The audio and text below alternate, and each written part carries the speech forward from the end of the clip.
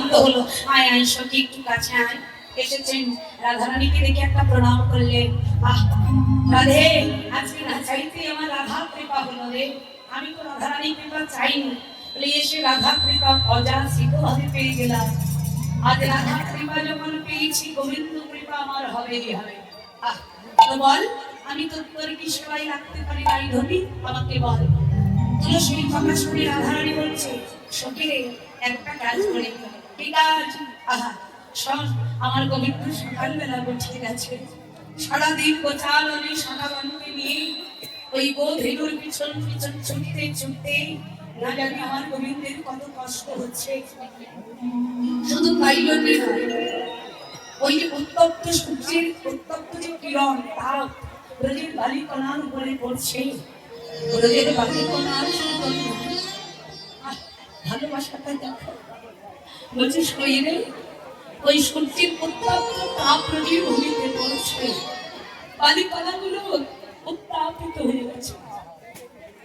এত উত্তাপিত বালিকণার উপরে আমার গোবিন্দ বিচরণ করছে। না জানি আমার গোবিন্দের পায়ে বা চরণে কত ব্যথা লেগেছে। আমার মন বলছে, জানিস তুলসী গোবিন্দ ভালো তুলসী, একটু যাবিস ওই বাড়ি দিয়ে একটু আমার গোবিন্দের কুশলে আমার কাছে একটু বলবে। আমার মন বলছে গোবিন্দ ভালো নেই।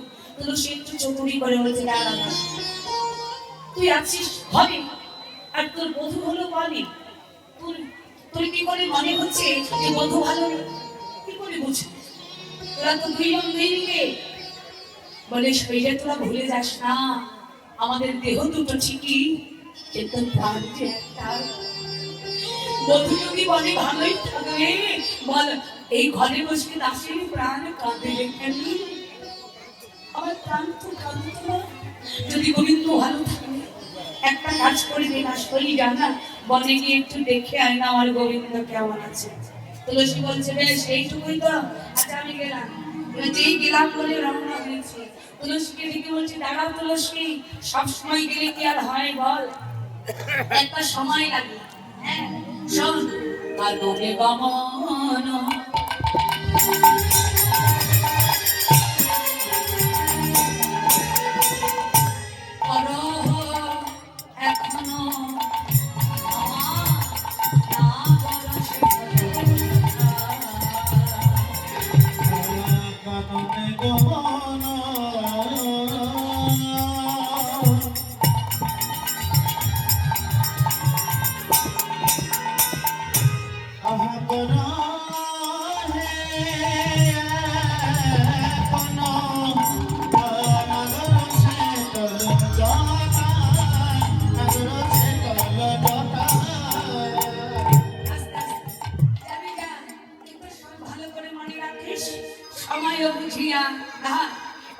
বলে সময় থাকতে যেতে হবে। তাই কি করতে হবে? সময়ও জানিয়া সরস হইয়া বধুর সাথে মিলতে গেলে সময় করে যেতে হবে। সে তো বড় রসময়, তাই রসময় গোবিন্দকে পেতে হলে সময় করে যেতে হবে। কিন্তু সময় গেলে আবার সাধন হবে, সময় থাকতেই যেতে হবে। তুলসী বর্তমান গোবিন্দ সত্য প্রেমে বিভোর হয়ে সকালের সঙ্গে খেলা খেলছে। এই যা গিয়ে একটু আমার বধূ কেমন আছে সেটা জেনে আমার কাছে এসে বলবে। বলে হ্যাঁ আমি যাচ্ছি, আর কিছু বলবি?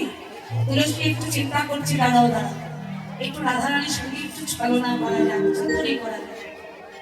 তুলসী বলছে, রাধে আচ্ছা আমি জীবনে যাব, এত কষ্ট করে যাব, বধুর কুশল জানবো, আবার এসে তোর কাছে বলবো, এত কষ্ট হবে আমার।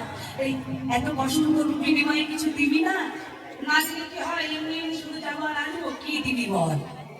যেই না বলেছে মা, রাধারানীর সঙ্গে সঙ্গে তার গলা থেকে একটা গজপতি গলা হার খুলে তুলসীর গলায় পরিয়ে দিয়েছে।